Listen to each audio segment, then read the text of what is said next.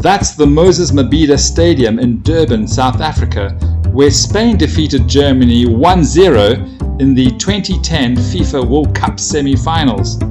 Just across the road is the Queen Nandi Mounted Rifles Army Base, where I'm visiting the Natal Mounted Rifles Museum. Behind me is a Stuart light tank. It was nicknamed the Honey by a chap by the name of Robert Crisp, a tank commander who was interviewed and asked how he felt the tank performed, and he said it performed like a honey, and that name, Honey, stuck. And by the way, for you cricket lovers out there, Robert James Crisp, recipient of the Distinguished Service Order and Military Cross, was also a South African cricket player who played 9 test matches between 1935 and 1936 for South Africa. This light American-built tank was designed to provide Allied forces with tanks during the North African campaign. Welcome back to Lessons from the Front and today's overview of the M3 Stuart light tank. I've got something for tank lovers and for wargamers, as I'll also be taking a look at how the tank fares in the version 3 bolt action rule system. So was the M3 Stuart a good tank? Well, the British certainly thought so. Although its main gun, the 37mm M6, was underpowered and its suspension harsher than the Christie and Horseman systems other British cruiser tanks used, and with a limited range of 160 kilometers in the earlier models and a rather high profile and thin armor, the British didn't care. It was mechanically reliable. Plus, the fact that the engine cooling system drew air through the crew compartment into the engine bay, it was a lot cooler. And so for the harsh desert conditions of North Africa, the British crews loved it. Plus it handled really well.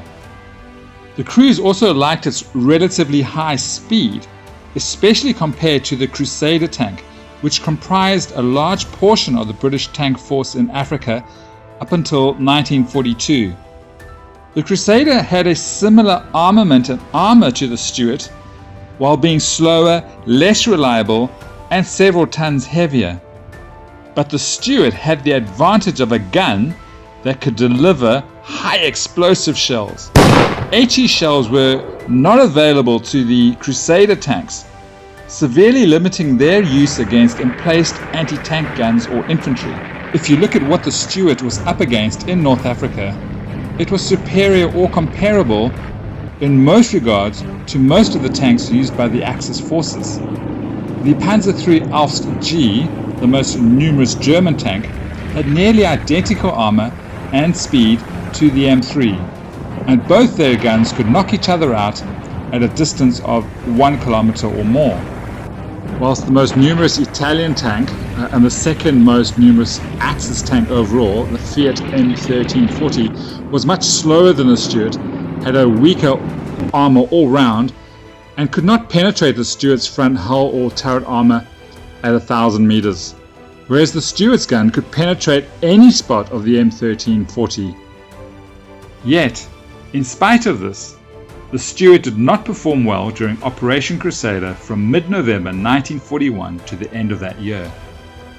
Their high losses, however, are probably more to do with the better trained and the tactics used by the Deutsche Afrika Korps than the apparent superiority of those German armored fighting vehicles. As mentioned earlier, a problem that the Stuart had was its range, forced by its low fuel capacity. With its superior speed, units often outpaced their supplies and then were stranded in the middle of the desert without any fuel. So by 1942, the British usually kept Stuarts out of tank combat, using them primarily for reconnaissance. The issues the Stuart had with its high profile was sorted out through the removal of its turret to save weight, improve its speed and range, and turn it into a Stuart recce. So for wargamers, this becomes an open-topped vehicle, and it's called the Stuart recce. That was its official name. Other Stuarts were converted to armoured personnel carriers, known as the Stuart Kangaroo, while some were converted to command vehicles, known as Stuart Command. Now for you wargamers, and particularly for those of you playing Warlord Games' version 3 rule set, we'll need to turn to page 226, and there we'll find the Stuart tank as an M5 version. So we're going to need to do a little bit of mathematics just to get it down to the Honey version. Right, so I'm going to be taking my Stuart light tank, my Honey, as a regular vehicle. I'll be losing 5 points by removing the gyro stabilized rule, and another 15 points unfortunately for gaining the vulnerable rule. I would like my Honey to have the recce rule. My Honey will end up costing me 125 points. Because it's a light tank, it has a damage value of 8+. It has a turret mounted light anti-tank gun, so it has a range of 48 inches, single shot with a penetration of +4. Because my light tank is fully tracked, it has an advanced move of 9 inches, and if it's going to run, you can double that and move a maximum of 18 inches. The rule changes for vehicle movement. When it comes to advancing, you can find this on page 133. At any point during this move, the vehicle can make up to 2 pivots around its center of up to 90 degrees to face in a different direction. Interestingly, these 2 pivots can be combined to a single pivot of up to 180 degrees. However, if I'm running my vehicle to its maximum of 18 inches, at any point during that move, I'm only allowed to make a single pivot around its center of up to 90 degrees to face in a different direction. So there you have it, the Stuart Honey tank, the M3A1. I've built 2, one for use in North Africa with my South African army, and a second for use in Burma with my Gurkhas. I hope you've enjoyed the contents of this short video. Please do give it a thumbs up, and if you haven't yet, please do subscribe. So until next time, happy gaming!